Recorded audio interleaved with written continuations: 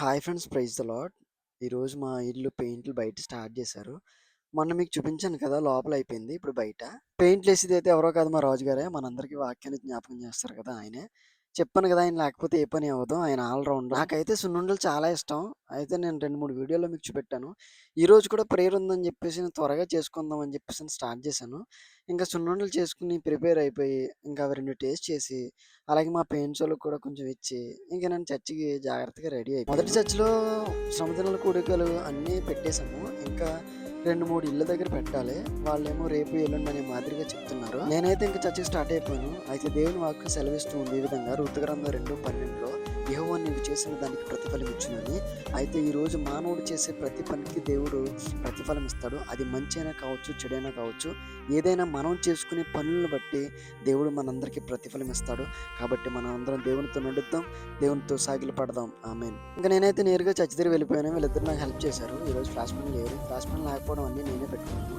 ఏదైనా మనకి దేవుని పరిచర్య చేయడం చాలా ఇష్టం. అది ఎలాంటిదైనా సరే. ఇంకా అలా నేరుగా ప్రార్థన పెట్టాల్సిన ప్లేస్కి వెళ్ళిపోయాను. మేమైతే ఆల్రెడీ పెట్టేసిన ఇంటికాడ మళ్ళీ పెడుతున్నాం. నిజంగా ఆయన విశ్వాసం ఎంత గొప్పది అంటే, మళ్ళీ మా ఇంటి దగ్గర పెట్టండి అని చెప్పేసి అని అన్నారు. ఇంకా ప్రార్థనలు అయిపోయినాయి కదా అనుకున్నాం. అక్కడ ఇళ్ళన్నీ పెట్టేశాము. అయితే మళ్ళీ ఆయన అయిపోయినాయి కదండి, మళ్ళీ రెండోసారి పెట్టాం. నిజంగా ఆయన విశ్వాసం చాలా గొప్పది. ఇంకా సామాన్లన్నీ కూడా అక్కడ పెట్టుకుని, ఏది ఎక్కడ ఎలా పెట్టుకోవాలో అలా పెట్టేసుకుని, నిజంగా ఆ ఫ్లాష్ మ్యాన్ లేకపోవడం నాకు చాలా కష్టం వచ్చింది. ఎందుకంటే ఆ టైంలో ఎవరు లేరు, నేను ఒక్కనే ఉన్నాను. పిల్లలు కూడా పెట్టేసి వెళ్ళిపోయారు. అయినా దేవుని పరిచర్య చేయడం ఇష్టం. నేనని కాదు, అందరూ కూడా చేయాలి ఇది. కాబట్టి ఇంకా అలా చేసుకుని, పాటలు వేసుకుని కాసేపు చాలా చక్కగా విని, ఇంకా అందరూ అలా మెల్లమెల్లగా వచ్చారు. మా రాజుగారు కూడా వచ్చారు. ఇంకా అలా ప్రేయరు అలా ప్రారంభించుకున్నాం.